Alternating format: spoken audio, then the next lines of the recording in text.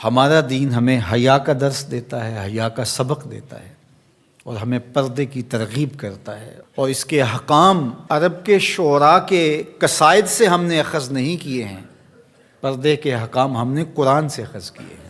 قل للمؤمنین یغضوا من ابصارہم ویحفظوا فروجہم، اے محبوب مومن مردوں کو خطاب کرتے ہوئے آپ ارشاد فرمائیے کہ یہ اپنی نگاہوں کو نیچا رکھیں اور اپنی شرم گاہوں کی حفاظت کریں۔ اللہ کے محبوب نے ارشاد فرمایا کہ جو اپنے دو جبڑوں کے درمیان یعنی زبان اور دو ٹانگوں کے درمیان پارسائی کی جگہ ان دو چیزوں کی مجھے ضمانت دے دے، میں محمد انہیں جنت کی ضمانت دیتا ہوں صلی اللہ علیہ وآلہ وسلم۔ تو فرمایا کہ یہ ان کے لیے بہت ستھرا ہے، بے شک اللہ کو ان کے کاموں کی خبر ہے، تم کبھی بھی اس سے مخفی نہیں رہ سکتے، تمہارا کوئی عمل اس سے پوشیدہ نہیں رہ سکتا۔ یہ حکم مردوں کے لیے تھا کہ نگاہوں کو نیچا رکھیں اور اپنی پارسائی کی حفاظت کریں، یہ ان کی ستھرائی کا ذریعہ ہے، ان کے باطن کی پاکیزگی کا سامان ہے۔ جب نظر پاک ہو جاتی ہے تو پھر دل پاک ہو جاتا ہے۔ 40 دن تک جو شخص اپنی نگاہ کو مکمل پاک کر لے تو اس کو نماز کا حظ آنا شروع ہو جاتا ہے، اس کا سرور آنا شروع ہو جاتا ہے، اس کی کیفیت آنی نہیں۔ 40 دن بڑے نہیں ہوتے، یہ مشق کر کے دیکھنی چاہیے۔ تو اس لیے جب نظر پاک ہوتی ہے تو عبادات میں حظ، لطف اور سرور ملتا ہے۔ نظر پاک ہوتی ہے تو پھر خیال بھی پاکیزہ ہوتے ہیں، نظر پاک ہوتی ہے تو پھر سوچیں بھی مثبت آتی ہیں۔ وَقُلْ لِلْمُؤْمِنَاتِ، اور اے حبیب اہل ایمان عورتوں سے فرمائیے، انہیں حکم دیجیے، یغضضن من ابصارہن، کہ وہ بھی اپنی نظروں کو نیچے رکھیں، اپنی نظروں کی حفاظت کریں۔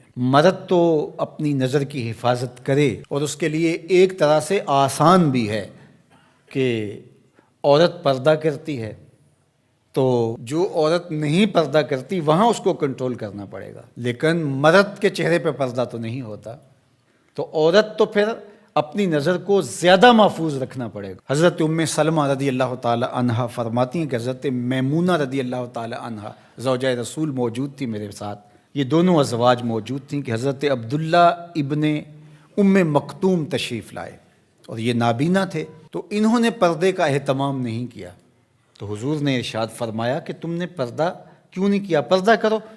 تو انہوں نے آگے سے کہا حضور یہ تو نابینا ہیں، فرمایا تم نابینا تو نہیں ہو۔ وَيَحْفَظْنَ فُرُوجَهُنَّ، اور اپنی پارسائی کی حفاظت کریں، اپنی آبرو کا پہرا دیں۔ عورت کے لیے بہترین عمل اور بہترین وظیفہ اور بہترین عبادت اپنی آبرو کو بچانا اور آبرو کی حفاظت کرنا ہے۔ وَلَا يُبْدِينَ زِينَتَهُنَّ، اور اپنی زینت کو ظاہر نہ کریں، إِلَّا لِبُعُولَتِهِنَّ، مگر اپنے شوہروں کے لیے۔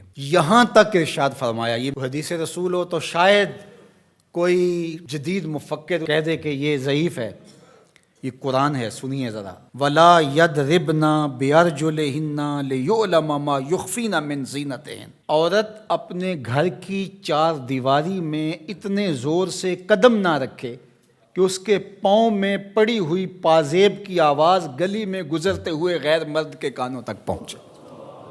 یہ قرآن ہے۔ حالانکہ گلی سے گزرتے ہوئے مرد کو کیا پتہ کہ جس کے پاؤں میں پڑے ہوئے پازیب کی چھنکار کی آواز باہر آ رہی ہے وہ بوڑھی خاتون ہے یا 7 سال کی بچی ہے، اسے تو نہیں پتا، اور اس کو بھی نہیں پتا کہ باہر کوئی گزر رہا ہے یا گلی خالی ہے یا کوئی بوڑھا گزر رہا ہے یا کوئی بچے گزر رہے ہیں، لیکن اسے یہاں تک حکم دیا کہ تیرے پاؤں میں پڑی ہوئی پازیب کی چھنکار، تیرے پاؤں میں پڑے ہوئے جوتوں کی آواز بھی ایسی نہیں ہونی چاہیے کہ غیر مرد تک وہ پہنچ کر کے اس کو متوجہ کر دے۔ کوئی تیری طرف متوجہ کیوں ہو؟ اس لیے کہ تو شہزادی ہے اسلام کی، تو بیٹی ہے فاطمہ کی، تو بیٹی ہے عائشہ کی، تو مغرب کی ٹینوں نہیں ہے، تو مشرق کی بیٹی ہے۔ یہ پردہ تیرے لیے بوجھ نہیں ہے، یہ پردہ تیری آبرو کا پہرا ہے، تیرے برقعے کی ایک سلوٹ تیرے حیا کا تیور ہے۔ جب تو سمٹتی ہے تو معاشرہ پھیلتا ہے، اور جب تو گھر سنبھالتی ہے تو معاشرہ بہر و بر سنبھال لیتا ہے۔ اس لیے اس بیٹی کو حکم دیا گیا کہ وہ اپنی آبرو کا پہرا دے۔ حضرت سیدہ فاطمہ الزہرا رضی اللہ تعالی عنہا سے پوچھا گیا بہترین پردہ کون سا ہے، تو آپ نے فرمایا کہ بہترین پردہ یہ ہے کہ عورت کو غیر مرد نہ دیکھے اور غیر مرد کو عورت نہ دیکھے، یہ بہترین پردہ ہے۔